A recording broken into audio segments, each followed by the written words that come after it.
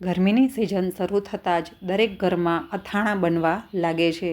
આજે આપણે એવી 3 વસ્તુનું અથાણું બનાવીશું કે જે ખાવામાં એટલું સ્વાદિષ્ટ લાગે છે કે તમે એકવાર બનાવશો તો દર વર્ષે બનાવશો. આ અચાર આપણે કેરી, કાકડી અને મરચાંનું બનાવવાનું છે. ત્રણેય વસ્તુને ચોખ્ખા પાણીમાં ધોઈ અને કોરા કરી દેવાના છે. કેરી આપણે વધારે ખાટી ના હોય તેવી લેવાની છે. તેના માટે મેં તોતા કેરી લીધી છે અને મરચાં આપણે મોરા લેવાના છે. તમે તીખા મરચાંનો પણ ઉપયોગ કરી શકો છો.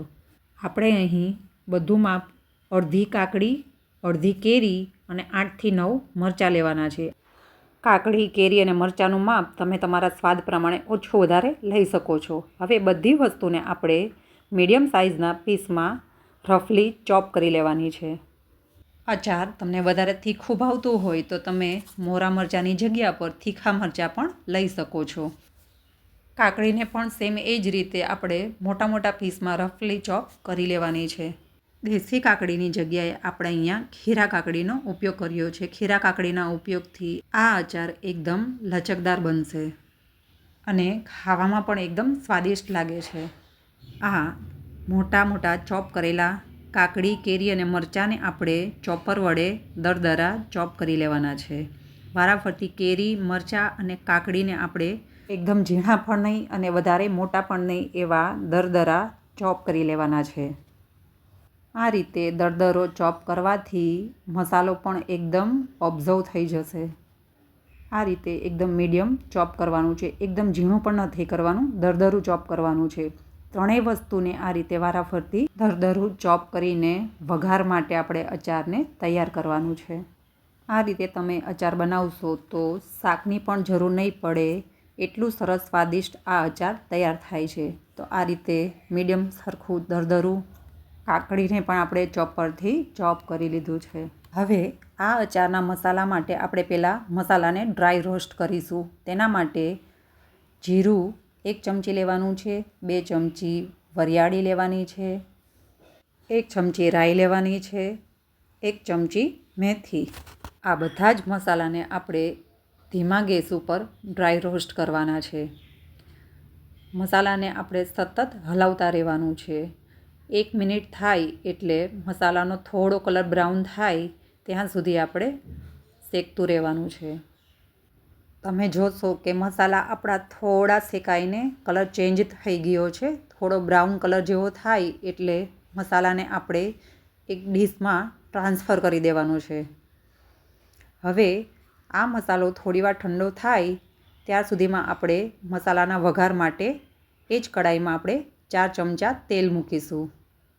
આ તેલ આપણે ગરમ કરવાનું છે. ગરમ કરી થોડા ધુમાડા નીકળે ત્યાં સુધી ગરમ કરવાનું છે અને ગેસની ફ્લેમ બંધ કરી દેવાની છે.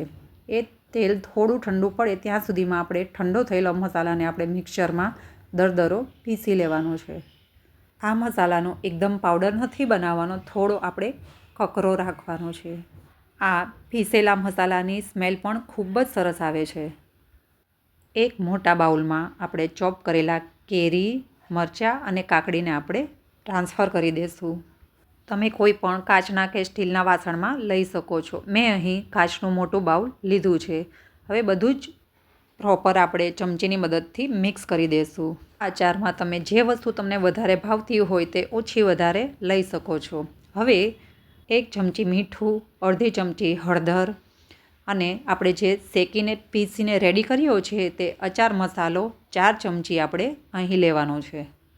આપણે લીધેલા કાકડી, કેરી અને મરચાંના માપ પ્રમાણે આ 4 ચમચી મસાલો એકદમ પરફેક્ટ માપ છે.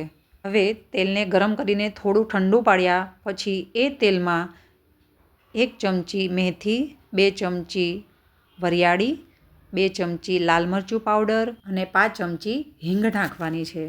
આ ચારે મસાલા આપણે ગેસની ફ્લેમ બંધ છે અને થોડું નવશેકું તેલ છે તેમાં નાખ્યા છે. હવે આ બધા જ મસાલા તેલમાં પ્રોપર મિક્સ થઈ જાય એ રીતે કડાઈમાં આ રીતે હલાવવાનું છે.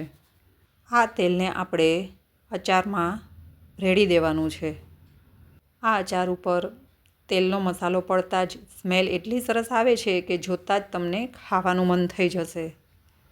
આ મસાલાને પ્રોપર આપણે અચાર સાથે મિક્સ કરી દેવાનો છે. જો તમને તેલ વધારે ભાવતું હોય અથવા તો તેલ ઓછું પડે તમારે તો તમે તેલને પાછું ગરમ કરી થોડું ઠંડુ પાડી એકદમ નવસેકું હોય ત્યારે છેલ્લે તમારે આમાં એડ કરી દેવાનું છે.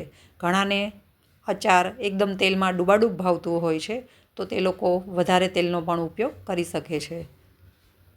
આપણે અહીં 4 મોટા ચમચા તેલ એટલે કે અડધા કપ તેલનો ઉપયોગ આપણે કર્યો છે, જે અચારમાં એકદમ પરફેક્ટ માપ સાથે બનીને કમ્પ્લેટ આપણું અચાર ખાવા માટે તૈયાર થઈ ગયું છે.